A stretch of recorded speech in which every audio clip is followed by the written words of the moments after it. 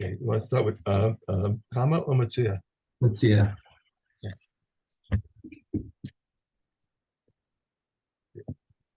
Okay, Aleph Bet. If two were riding on an animal, or if one was riding and the other was leading, and one says it's all mine, and the other one says it's all mine, this one must swear that he owes no less than that of than less of it than half, and that one must swear that he owes not less of it than half, and they divide it. Whenever they admit or they have witnesses, they divide without an oath. If one while riding on an animal saw an acquirable object and said to the other, "Give it to me," if the latter took it and said, "I have acquired it for myself," he had indeed acquired it. If after he gave it to him, he said, "I have acquired it first," but it is though he said nothing. But that's because the first person he picked it up, Right. so he made a kinyan by But picking it up.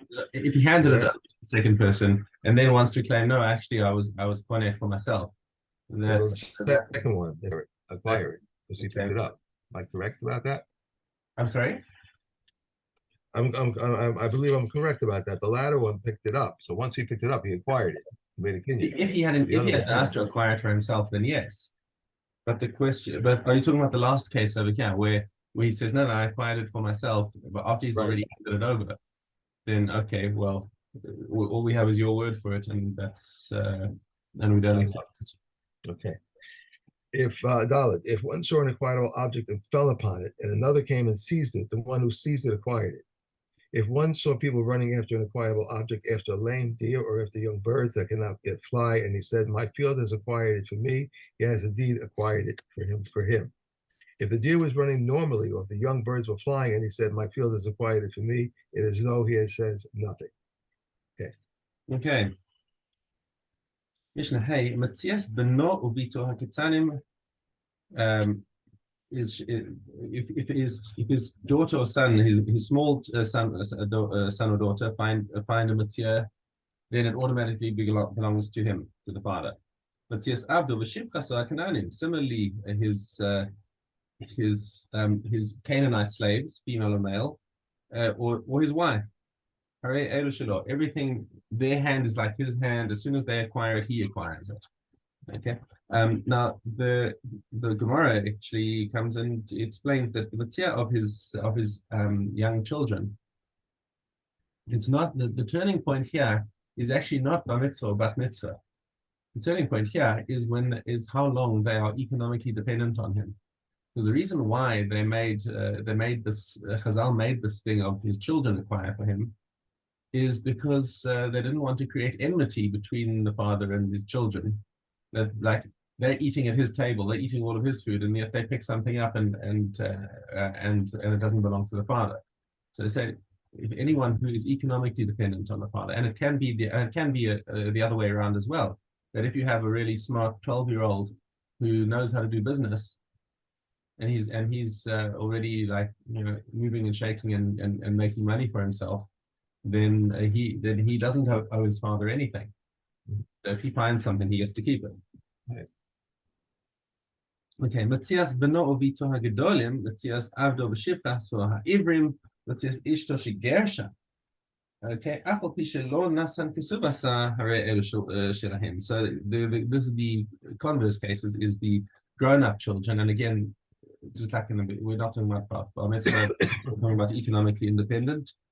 And Jewish slaves, all they are is contracted to work for him, but they're nonetheless free people in all other respects, and they keep all other mitzvahs, and they're allowed to own property. So there's no restriction on them. And his wife, whom he divorced, again, the reason why the wife's property becomes the husband's property is because Chazal didn't want to create enmity. But if a man is like, if she's in a case of safek, why would she be in a case of safek? Because he threw a get at her, and we're not sure if it landed closer to him, closer to her, etc. We don't.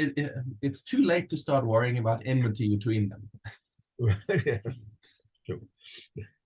Okay, so there, this woman who's safek divorced or hasn't yet received a kasuba, whatever, she gets to keep her Metzias because there's no point trying to keep the shalom between these two.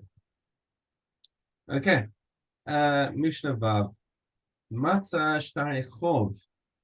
So now you're walking along the street and you find a bundle of documents and you look at them and say, oh, these are documents of debt. Some they could belong to the lender, they could belong to the borrower. Im yesh bahin achrayos nechasim. So if it's a situation where you can see that they clearly belong to one person. Hold on. Yeah, if it's clearly a debt that belongs to one person and from different people, therefore you know that it's not something that the lender had returned it to the borrower on payment of the debt. Okay, so if there's achrayas nechasim, in other words, the document says that the borrower has given a lien on a certain property. Lo yachzir, then he should not return this document. By the way, just to preview this is the opinion of Rabbi Meir. So Rabbi Meir says that that if there's a lien on property in this document, he should not return it. Based in Nifraim Mehen, because the based in will cause it to be collected. But ein bahen achrayas nechasim. If it's just an unbonded loan, an unsecured loan, yachzir, then it's fine. He can return it. She'ain based in Nifraim Mehen, because based in won't force the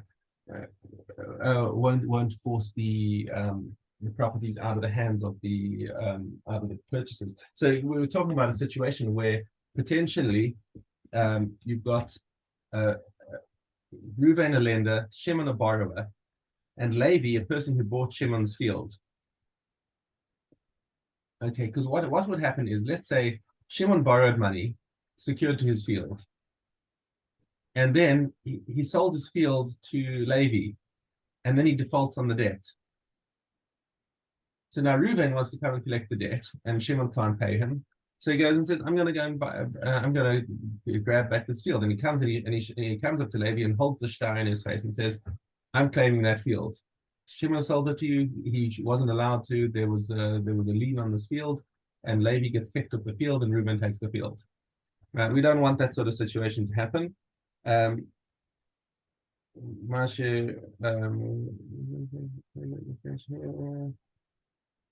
Okay. Now, why would you want to not hold this up? Is that maybe why would you not want to have this returned? Because Rabbi Meir is kosher that maybe the borrower and the lender did a little conspiracy between the two of them, where even though he's really paid back. So let's say it plays out like this. Reuven lends money to Shimon, and Shimon gives him a star that says the loan is bonded to this land. Okay.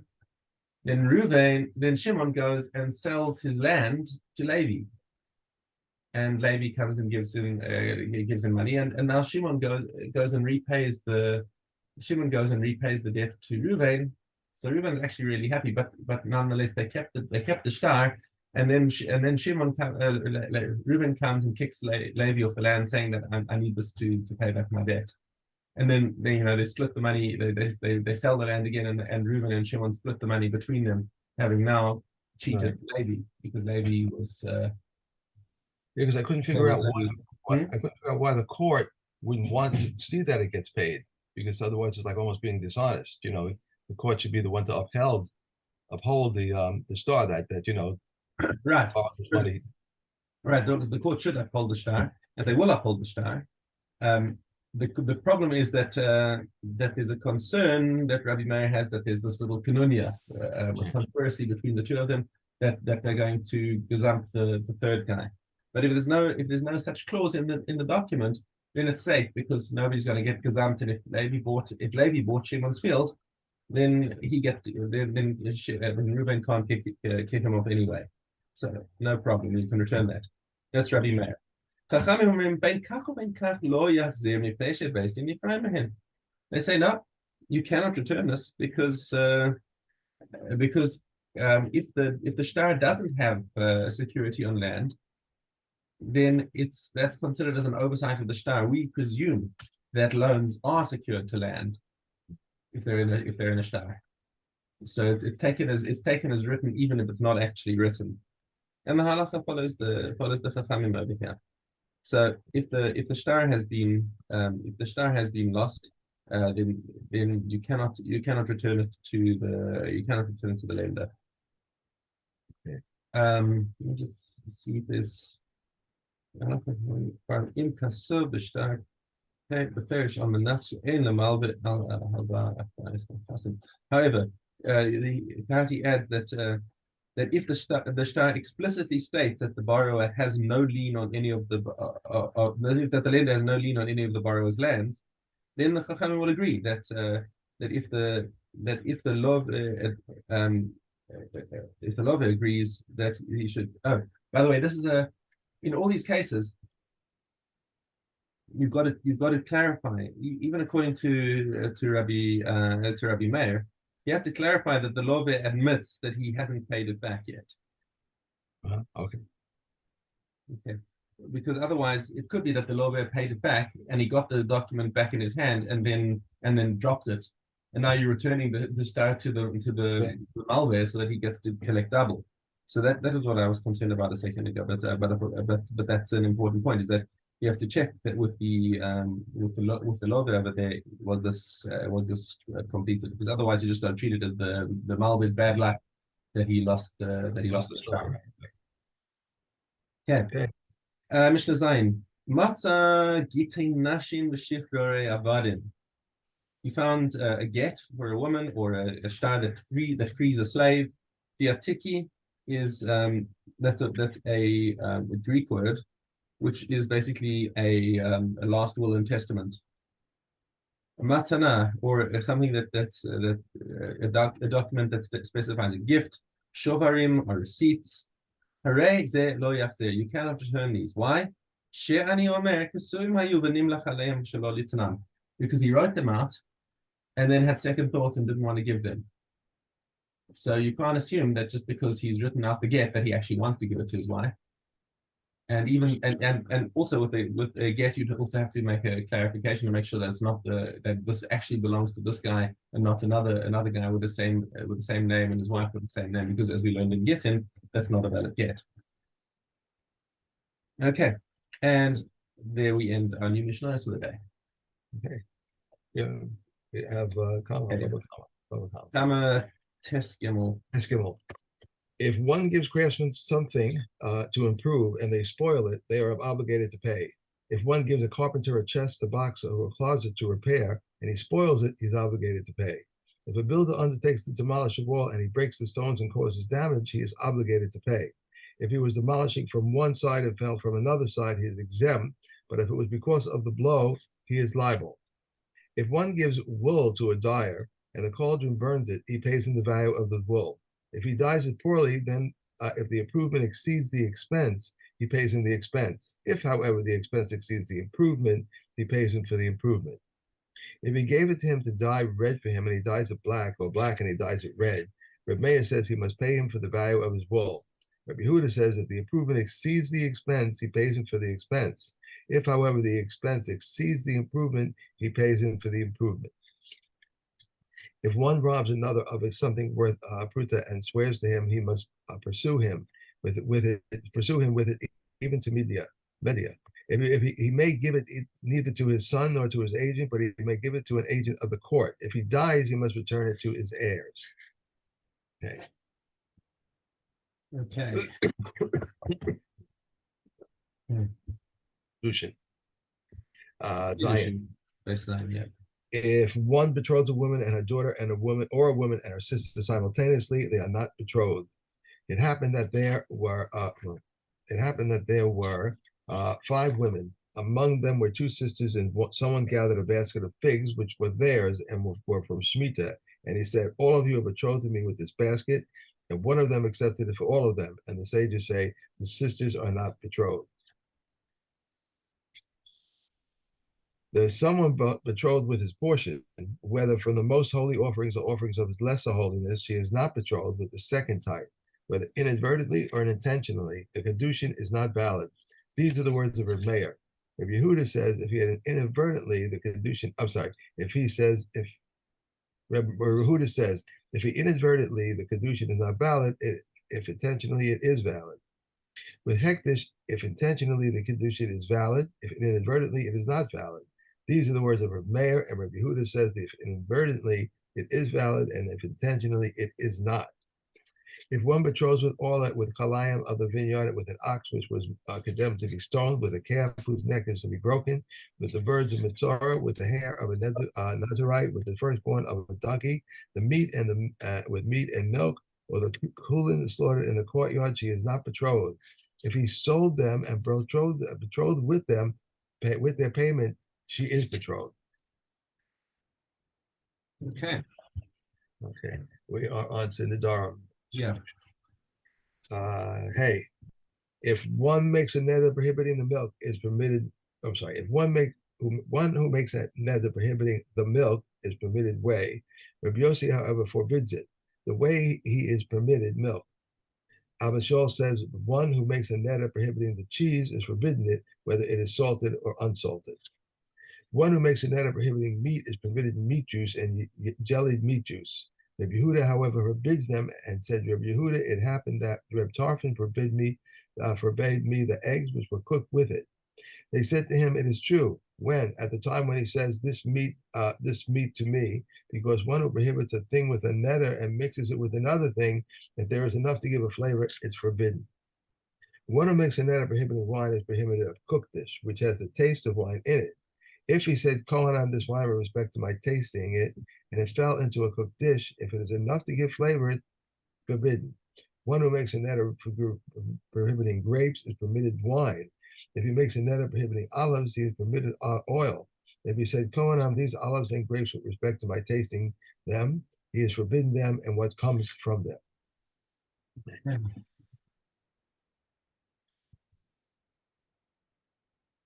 Stuck in base verb. Base verb. And these are the herbs which one fulfills his obligation on Pesach with lettuce, endives, horseradish, kakavinum, right? Kakavinum and maor. Maror. Marua. I'm sorry. Marua. One fulfills his obligation with them, whether moist or dry, but when not preserved, nor stewed, nor boiled, they combine to the size of an olive. And if one can fulfill his obligation with this store, with the mai, and with the first tithe whose truma has been separated, and were consecrated properly, and the second tithe that were redeemed. We may not soak bran for chickens, but we may scald it. A woman may not soak bran to make with her to the bath, but she may rub it on her dry skin. A man may not chew wheat and place it on his wound on Pesach because it becomes chametz. Flour may not be put into the chorosis nor into the mustard. However, if one did put it in, it must be eaten immediately. The mayor forbids it. If one may not cook the Pesach offering neither in liquids nor in fruit juices, but we may baste and dip it in them. The waters used by a baker must be poured out because they become chametz.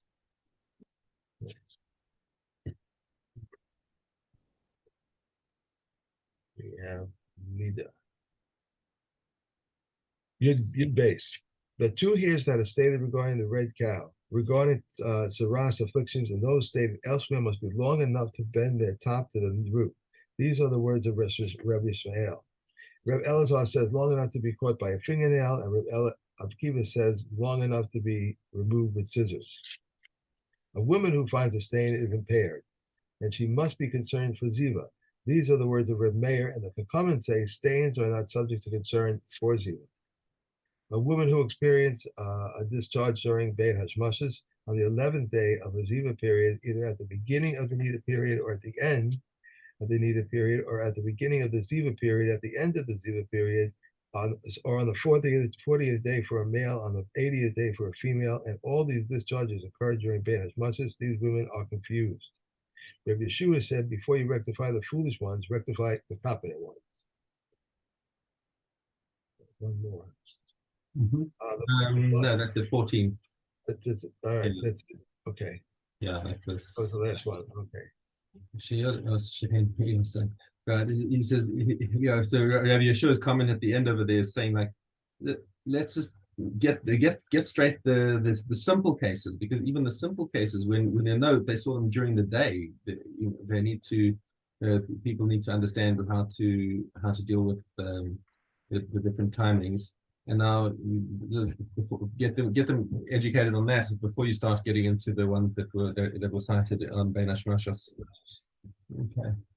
And we have Bakaros. An eyelid who that is punctured, notched, or slit, or there is a cataract in his eyes, or a commingling, or a snail-shaped, snake-like growth, or a berry-shaped growth. What is commingling? The white breaks through the ring and enters the black. But the commingling is in the black and enters the white, and is not blemished, for there are no blemishes in the white. White flecks of water that are permanent. White flecks of water that are permanent. What are permanent white flecks? Any that remain 80 days. Chanina ben Atignio says we examine them 3 times within 80 days. What is permanent water? If it ate flesh and dry fodder from a rainwatered field, but if it ate fresh and dry fodder from an irrigated field, or if it ate fodder and afterwards ate fresh fodder, it is not considered a blemish unless it eats the dry after the fresh. One is its nose is punctured, not so slit, or its lips is punctured, not so slit, and its front teeth are notched or worn down, or its back teeth are uprooted. Where Penina ben Atignio says we do not examine behind the molars nor the molars themselves. And yeah. the sheep. That's it. That's it. I went to the store yesterday. I went to buy milk. There was very little milk there, but there was milk, Wow, and I it's usually buy it. pretty crazy.